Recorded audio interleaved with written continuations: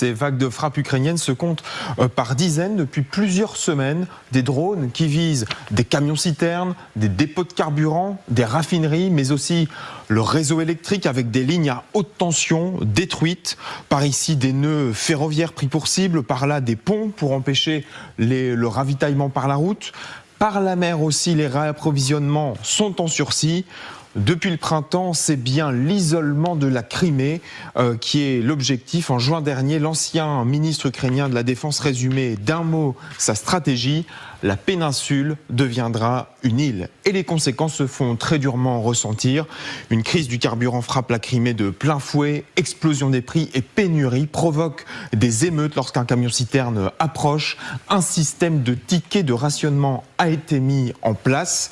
Des systèmes vitaux sont aussi mis en péril, comme l'assainissement de l'eau. Il n'est plus possible de boire au robinet et dans les magasins, les prix s'envolent. L'électricité est aussi devenue une denrée rare. Pour la population, c'est un véritable retour dans le passé. Écoutez cet habitant de Crimée. На сегодняшний день вот Приморский там 7 дней без света, больше, наверное, уже. То у нас не было 3 дня света, Джанкой и другие районы я вообще молчу. Но просто как возможно докупиться сейчас этих канистр? Dans les faits, les frigos ne fonctionnent plus.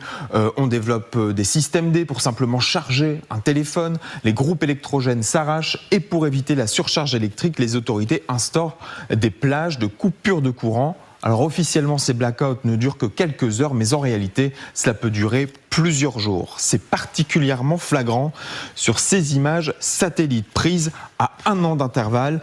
Les petites localités et les campagnes, vous le voyez, n'ont plus de lumière la nuit. Et même les grandes villes ne sont pas épargnées par les restrictions d'électricité. Le 6 juillet, jour d'une attaque de drone contre le poste de transformation de la centrale électrique de Sébastopol, des scientifiques américains ont mesuré un taux d'obscurité de 80%.